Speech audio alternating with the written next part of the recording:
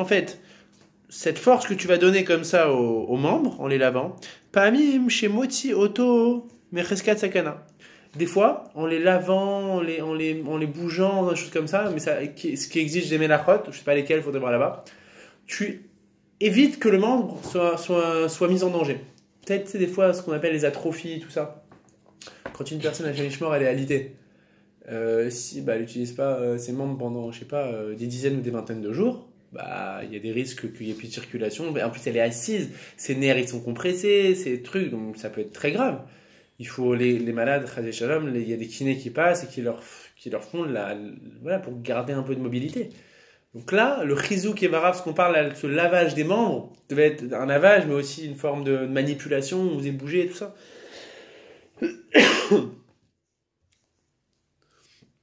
Veine matzati beor zarua beilchot sholedet. Plukta beinyanze. Il te dit, j'ai vu dans un commentateur qui s'appelle le Or-Zaroua une marloquette sur ce sujet. Faisait les chonos. Et voilà comment il s'explique. Rabbeinu Gershom, il tire les yoledet chez Alda Zain Yamim, l'ifne Pessar, les Achem la Chamin Beleil Pessar. Rabbeinu Gershom, qui est un commentateur, il te dit, moi je permets à une femme qui vient d'accoucher dans les 7 jours de cuire de l'eau chaude avant Pessar. Alors, je ne sais pas quelle serait la permission là-bas qu'il donnerait, il faudrait voir sur quoi ça parle.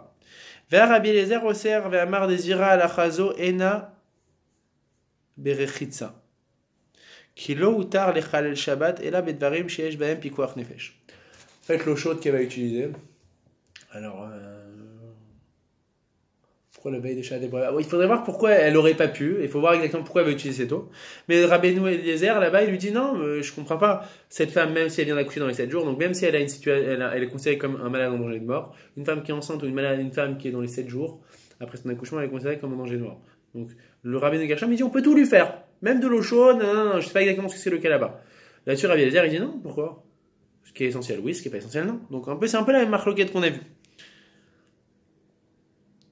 Aïn Sham chez Erich. Va voir là-bas, il s'allonge là-bas dans la marloquette. Velechora, il semblerait. Tu sais où on en est, où je te montre? Regarde là, à peu près là. Velechora. Velechora. Et il semblerait. Mashma misé des svira Rabbeinu Gershom Kedat Magid. Il semblerait aussi que ici le Rabbeinu Gershom, il pense comme le Magid Mishneh. À savoir, même ce qui n'est pas essentiel pour une personne qui est en danger de mort, eh bien on peut répondre à cette demande. Ar en reaya. Mais il te dit, j'ai toujours un problème. On n'a pas de preuve à ce qu'il dit. On n'a pas de alors attends, ar en reaya. Attends, on va voir ce que c'est ar en reaya. Aïnou, des fchar des vira. Non, alors il te dit ar en reaya. Il te dit non. Mais en fait, peut-être, on peut dire que Rabbeinu Gershom, tu m'as suivi là ou je reprends? Si, je suis. Donc Rabbeinu Gershom, non, moi, n'hésite pas. Il te dit, a priori, Rabbeinu Gershom, il te dit une femme qui vient d'accoucher dans les 7 jours, on peut lui chauffer de l'eau, faire ce qu'on veut, mais on faudrait le voir là-bas. Donc il dit, a priori, il penserait comme le Magid Mishneh, à savoir que même ce qui n'est pas essentiel, on peut lui faire. Il te dit, il te dit cependant, c'est pas évident. Pourquoi? Des efchar, des viralés, des gammes, et kanami, pikuach nefesh. Peut-être que lui aussi penserait que si elle n'utilise pas cette autre chose pour se laver, ou laver son bébé, je sais pas, peut-être on parle du bébé là-bas, je sais pas.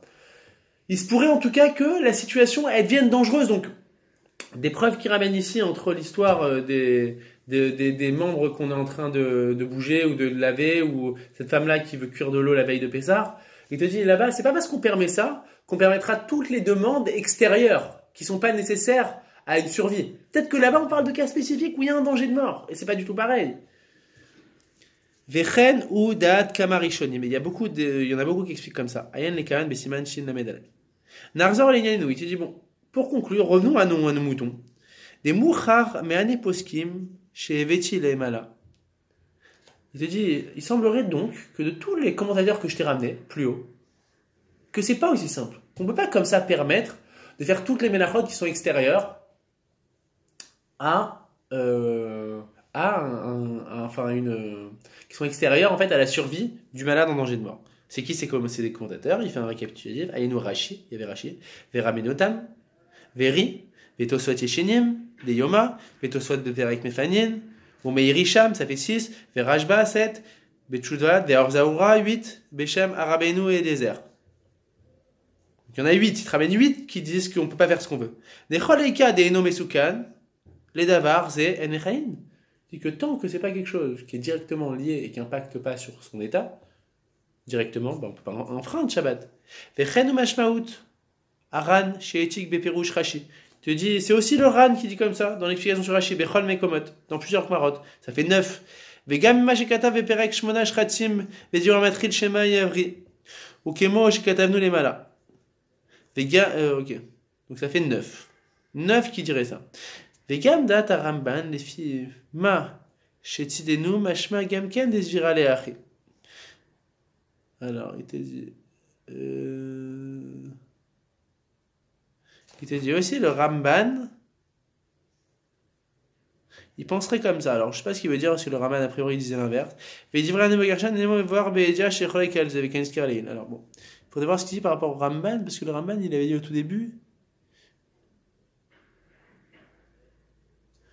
Bon, ça on va mettre de côté. Il dit Rabbeinu Gershon, il dit et même Rabbeinu Gershon sur lequel on voyait qu'il avait tendance à dire que pour la femme qui vient d'accoucher on peut faire ce qu'on veut. Il te dit c'est pas simple là-bas parce que peut-être là-bas on parle d'un cas où c'est vraiment directement ça impacte sur sa survie à la femme.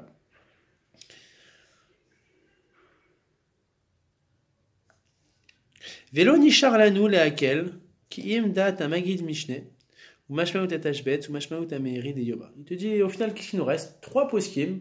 Magid Mishneh, Meiri de Yoma et Tashbet, qui penseraient qu'on peut tout faire avec un malade qui est en danger de mort. Entre parenthèses, il te dit bien que pour le Meiri, on a été obligé de rétablir la contradiction en disant que des fois il permet tout, enfin il permet jamais tout, mais les fois où il a permis, c'est que c'était des choses essentielles à la survie, comme la personne qui avait les membres qui allaient s'atrophier.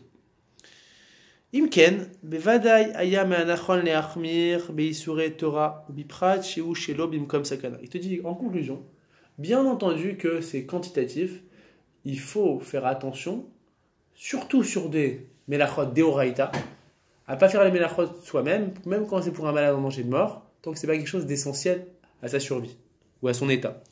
Vegam berekanati siman kufdalet katav vezeleshono. Il te rajoute un 10e posek qui va dans ce sens, qui dit quoi? Yesh omrim dead de amrinan bemesukan doche Shabbat, ainu dvarim sheim lo yaase otan yavo l'idée qu'il coule gadol. Il te dit, il y en a qui disent que pour un malade qui est en danger de mort, qu'on repousse Shabbat, on parle de quoi? Que les choses qui, si on empêche de les faire, eh ben on va arriver à une aggravation spectaculaire de l'état.